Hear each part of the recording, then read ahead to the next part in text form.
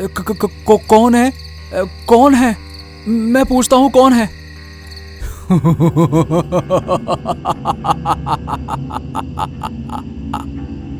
One, two, three.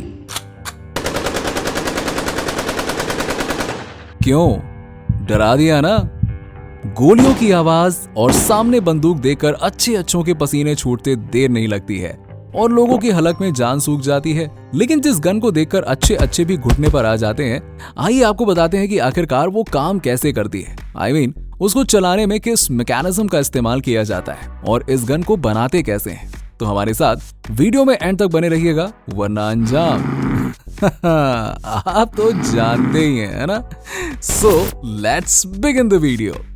दोस्तों, आपने Bollywood movies में अक्सर हीरोज को गन्स के साथ में कई कमाल करते हुए देखा होगा, जिसमें वो देखते ही देखते विलन्स की खोपड़ी खोल देते हैं, डिश क्या और खोपड़ी गई काम से, और बस उसका काम वहीं पे तमाम हो जाता है। लेकिन ये इतना भी खतरनाक नहीं होता है जितना कि हमें दिखाई देता है, क्योंकि पहली बात तो वो सब शूट पर्पस के लिए होता है, मतलब रियल नहीं होता है ना, उसका रियलिटी से कोई लेना देना होता ही नहीं है।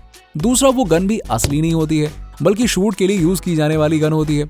लेकिन रियल वाली गन में सिचुएशन थोड़ी सी अलग हो जाती है, क्योंकि इसमें अलग अलग गन्स के हिसाब से उनकी वर्किंग और मैकेनिज्म को डिफाइन किया जाता है। लेकिन उनका प्रिंसिपल सीधी सी बात है, एक ही होता है। फुल्ली ऑटोमेटिक बंदूकों में लगातार फायरिंग होती है, जबकि सेमी ऑटोमेटिक बंदूकों में एक बार ट्रिगर प्रेस होने पर एक बार ही फायरिंग होती है। फायरिंग के लिए सबसे पहले गन की बुलेट को मैगजीन में लोड किया जाता है, जिसमें मौजूद स्प्रिंग और उसके ऊपर लगा हुआ फॉलोवर इस पर दबाव बनाए रखता है।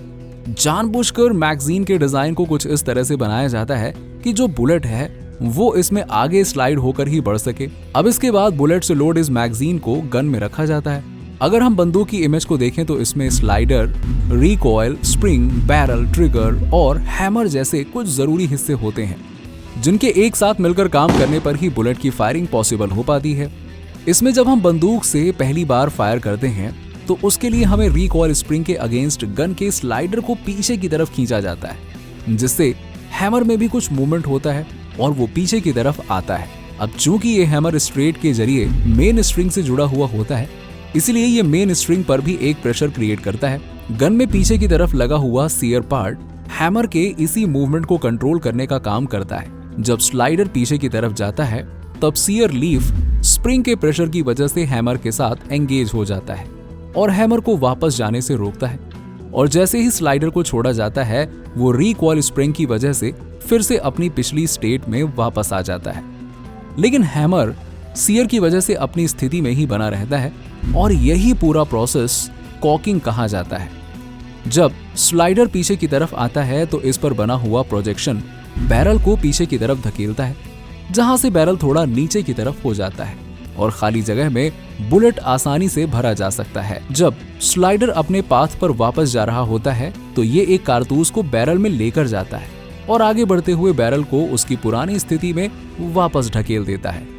यहाँ कारतूस का जो पीछे का हिस्सा होता है वो एक्सट्रैक्टर में फंस जाता है, जो स्लाइडर से कनेक्ट रहता है।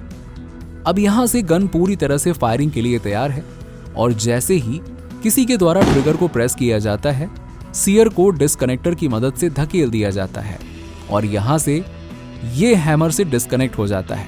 अब यहाँ से हैमर फ्री हो जाता है और स्लाइडर में फिक्स फायरिंग पिन से जाकर टकरा जाता है, जिस वजह से ये फायरिंग पिन कारतूस के प्राइम पर जोरदार टक्कर मारती है और प्राइमर से भरा हुआ impact sensitive explosive firing pin के टक्कर की वजह से जल जाता है और कारतूस में रखे गए पाउडर में देखते ही देखते आग लग जाती है और देखते ही देखते बुलेट के पिछले हिस्से में कई सारी गैसों की मौजूदगी से ये हिस्सा एक हाई प्रेशर से भर जाता है और बुलेट पर पीछे की तरफ एक तेज प्रेशर फीड होता है और देखते ही देखते तेज स्पीड से ये बुलेट बैरल से बाहर निकल जाती है, जहां पर बुलेट के बाहर आते ही ये सभी गैसेस एटमॉस्फेयर में फैल जाती हैं और यहां से इनका रोल खत्म हो जाता है। यानी ये बुलेट पर कोई और प्रेशर नहीं लगाती है, लेकिन बुलेट अपने मोमेंटम की वजह से तेज स्पीड से आगे की तरफ बढ़ता जाता है। ये गैस जितना प्रेशर बुलेट पर लगाती है उतना ही प्रेशर ये बंदूक पर भी लगाती है, लेकिन चूंकि बंदूक काफी हैवी होती है इसीलिए यहाँ ये ज्यादातर देखने को नहीं मिलता है और यही वजह है कि बुलेट के कंपैरिजन में इसका एक्सेलरेशन काफी कम होता है। और इसीलिए ये पीछे की तरफ ज्यादा स्पीड नहीं पकड़ता है।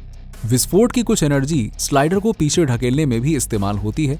यहाँ केस, जिसे खोखा भी कहते हैं, वो स्लाइडर के साथ पीछे की तरफ आता है और इजेक्टर की हेल्प से बाहर निकाल दिया जाता है और इसी के साथ ही स्लाइडर हैमर को पीछे ढकेल देता है और अपने ही अकॉर्डिंग लोड भी कर देता है।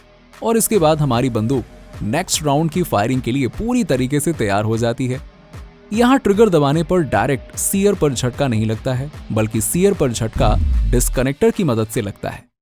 यहाँ जब स्लाइडर पीछे की तरफ जाता है तो स्लॉट की हेल्प से ये डिस्कनेक्टर को नीचे की तरफ ढकेल देता है, जहां से ट्रिगर और सीयर अलग हो जाते हैं और इसीलिए ट्रिगर दबे होने पर भी सीयर हैमर के साथ एंगेज हो जाता है। और एक बार ट्रिगर छोड़ने के बाद डिस्कनेक्टर लीफ स्प्रिंग के प्रेशर की वजह से स्लाइडर स्लॉट में चला जाता है और यहां से बंदूक फिर से फायरिंग के लिए तैयार हो जाती है। बंदूक में एक ग्रिप सेफ्टी भी लगा होता है जो बंदूक को ऑटोमेटिक फायर से रोकने का काम करती है।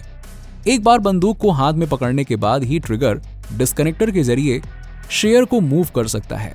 अब यहाँ पर हमने गन के पूरे वर्किंग प्रोसेस को तो समझ लिया, लेकिन आइए जरा ये भी समझ लेते हैं कि आखिरकार फैक्ट्रीज में इसे बनाया कैसे जाता है।